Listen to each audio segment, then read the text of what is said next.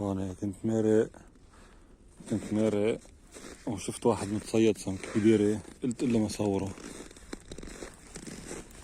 حاجة صوره لكم إياه دراستي.